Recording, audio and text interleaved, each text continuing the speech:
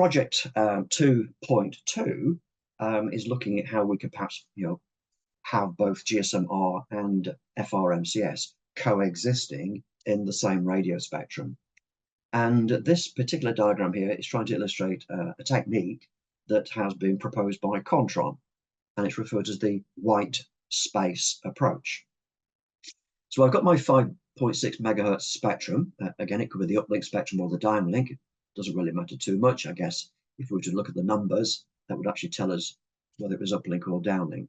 But the point I'm trying to make is there are going to be gaps between GSM-R radio channels.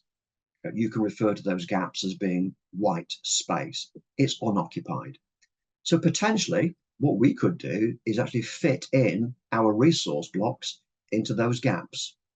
The bandwidth of one resource block is 180 kilohertz. The bandwidth of a GSM-R transmission, well, the Nyquist bandwidth is 271 kilohertz, but in practice it's actually a little bit wider, and in fact the null-to-null bandwidth is often quoted as being 400 kilohertz. So, in that space we could potentially fit, 3 resource blocks perhaps. So if you were to actually eliminate a GSM-R radio channel and deliberately create a white space, then you could actually fill that with a resource block. Or, as shown in the diagram, if there are gaps between these adjacent channels, okay, we can actually fill those with resource blocks. We are very much relying upon the highly flexible scheduler in the base station. Okay, everything we transmit across the air interface in 5G has to be scheduled by the base station.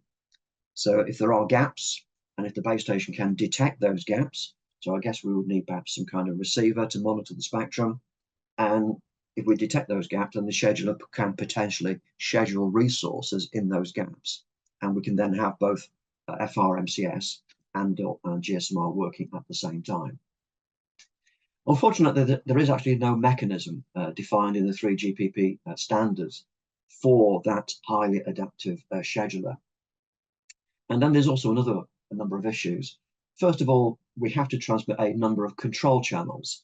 These resource blocks are not just simply handling traffic. There are also control channels which need to be transmitted as well. They actually require potentially 12, possibly 20 or 24 resource blocks in order to be able to transmit things such as synchronization channels, the physical broadcast channel, and a channel to actually, simply transmit scheduling information.